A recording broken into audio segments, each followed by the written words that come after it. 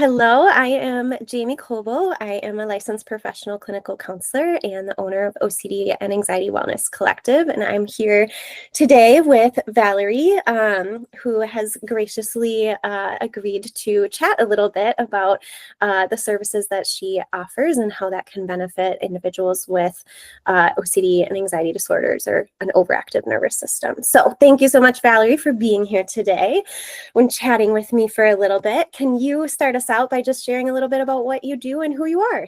100%. I am a licensed acupuncturist by trade. That's kind of my foundation. I've been a licensed acupuncturist since 2015. Fell in love with it for my own reasons, mostly kind of navigating my own anxiety, insomnia, like basically my own PTSD. And so this kind of was like, how was this not in my world earlier? Yes. Then of course I fell in love with it and I had to learn it, and here I am. And so fast forward over the last couple of years, I've added additional modalities. Fell in love with sound therapy in terms of like on the body sound therapy, which is really nice for people who like sometimes with massage, people feel uncomfortable undressing, and this is a way where you can keep your clothes on. It's also a really nice way for people who want to have a full body nervous system reset, similar to acupuncture, but without the needles. And so I do like to have something that's kind of like non-needle therapy. Although a lot of times with acupuncture, once people realize how tiny these little things are, and it's very, very different from a lot of other what people think of as a needle. And so it's most people are very comfortable with acupuncture, but I find that adding both is really powerful. And then lately I've in the last year, I have added coaching, life coaching.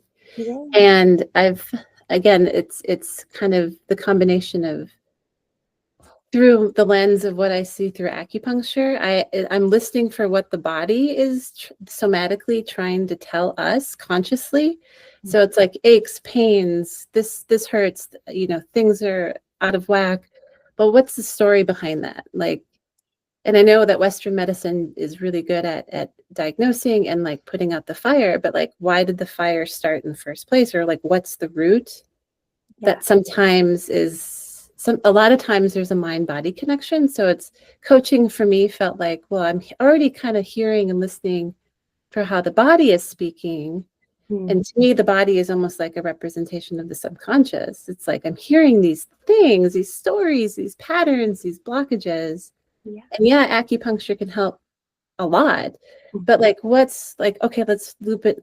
Let's go for full circle. Like, why is this even here in the first place? Is it like a belief system, or is it trauma? Is it all, other things? So that's me in a nutshell. I really love my practice right now. I've focused exclusively with women. So I do women's health, but even with that, that's a huge, huge bucket.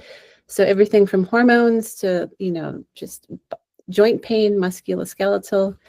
And then also like the can of worms is like nervous system, stress responses. I can't sleep. I have all these other things going on. So so you kind of already answered this next question, but who benefits from acupuncture? What kind of things can you treat with acupuncture? And then we'll also speak to sound healing too. Absolutely.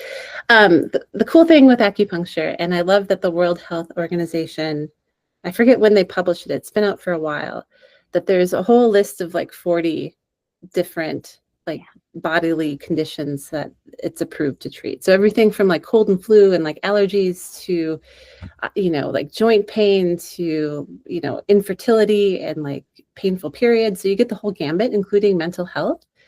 And it's interesting. There's a lot of juicy research coming out, specifically with MRI studies that show like, anecdotally over the years, people like, oh, I feel really good. Well, feel really good can also, people can say, oh, that's placebo. It's just, you feel really good. Okay. But MRI studies are showing like, okay, at the 20-minute marker or like the 30-minute marker, kind of why you're on the table so long with acupuncture is like, you're releasing your own dopamine. you're releasing all your own natural painkillers in addition to like maybe whatever else you're doing on the body. Yeah. So it's I love seeing what's coming out. And that kind of opens up a lot of avenues for it's like, well, it's already been shown and proven in a lot of studies that it's good for inflammation. It's good for joint pain.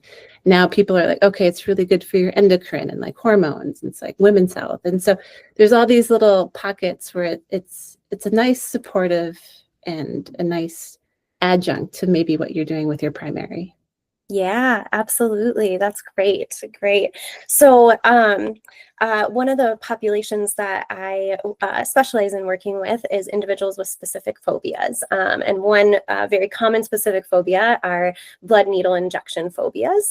So I use the evidence-based treatment for that as exposure therapy, and I'll build an exposure hierarchy with clients with these phobias. And sometimes that is when I'll refer for acupuncture. That might be on their hierarchy to kind of face that fear in a really safe environment. So I just really appreciate you being here today and kind of giving people an idea of who you are and what you do to help with that process too. I think people are surprised because I don't like, for example, when I get my labs or a blood draw, I hate needles. And people are like, you're an acupuncturist. I'm like, I know, but it's not like that. It's just, yeah. they're so tiny. And so I 100% sympathize that speaks to me. Yeah, absolutely. And it's just so important to me. I mean, a big part of my practice is looking at the whole person, right? And so like you already spoke to, our brains are connected to our bodies, unfortunately or fortunately, depending on what you think. But it's really important for people who are doing therapy for mental health to also have support in their bodily health as well, because that communicates back to our brain. That's that signal of safety or danger. So that is where I just love to kind of bring in that holistic care and recommend or be able to refer people to quality providers who can help in the therapy process, because it's so common for people with OCD and anxiety disorders to struggle with things like sleep. That's like such a big one, or GI distress, or muscle tension, chronic pain. Like all of those things are so common with these disorders. And it sounds like all of that can really be treated or helped with acupuncture. I feel like a lot of times we're peeling the layers of the onion back a little bit, and it takes a while. And obviously everyone's different. Some people are really dialed into their bodies and it's like they have it down to such a beautiful like sense of listening. But I mean, a lot of us are just like, well, all I know is that I have a migraine and I have these aches and pains. And it's like, okay, let's deal with the symptom. Let's kind of dial that back, but then let's understand like what's underneath it. Is it, especially using herbal medicine and Chinese medicine as like a formula that's always looking at the root. So is it like, where is the symptom coming from? Yeah. And so, yeah, it's been a beautiful journey to kind of really get good, or like it's a continuous process, but like listening to like what the mind and the body are trying to say. And it's very different. Like the language it's almost like it's like learning two different languages at the same time. And then of course, how do we trust into that somatic feeling that there's wisdom here?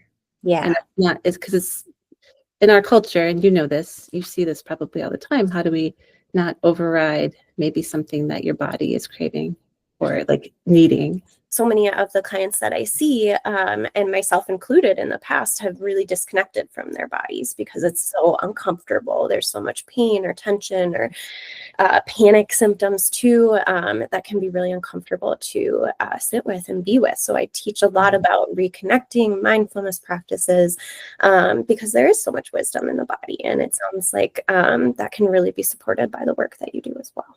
Yeah, I'm myself included. It's the time that I've had for my own treatments, and then of course with other people that I've seen this, through the years. It's sometimes people are surprised when they have an emotional release or a somatic release on the table.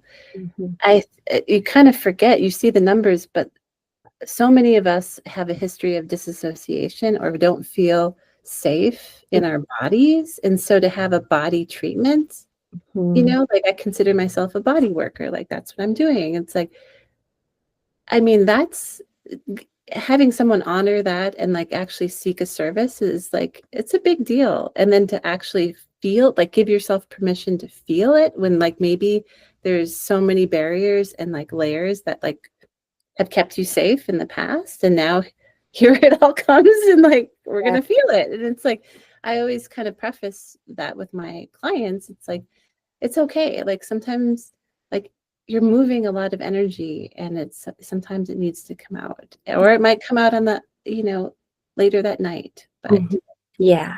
Yeah. it's okay. It's good. It's better Yeah. than having it stuck and then it's just ruminating and yeah. Yes, absolutely. Yes. Yes.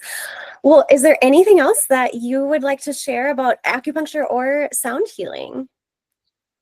Honestly, like in the last couple of years, I've been combining acupuncture with sound as like one, like a 90-minute treatment.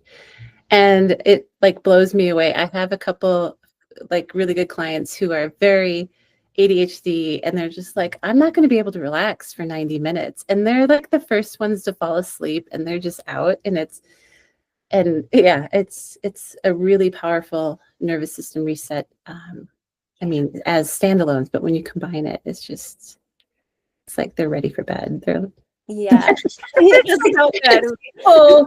full reset. Or like I'm nonverbal now.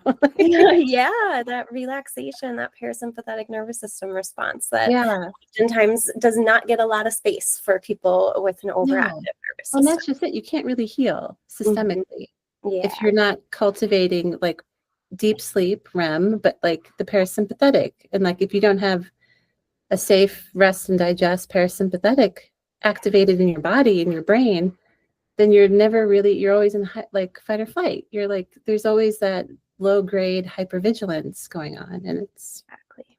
Yeah. Yeah. It's not sustainable and it's exhausting. I No, tell a lot of my clients, of course you're exhausted. This is exhausting.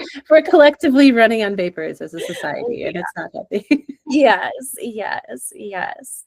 Well, thank you so much. I so appreciate your time today, and yeah, I will have more information on how to contact Valerie below. So, thank you. Thank you so much.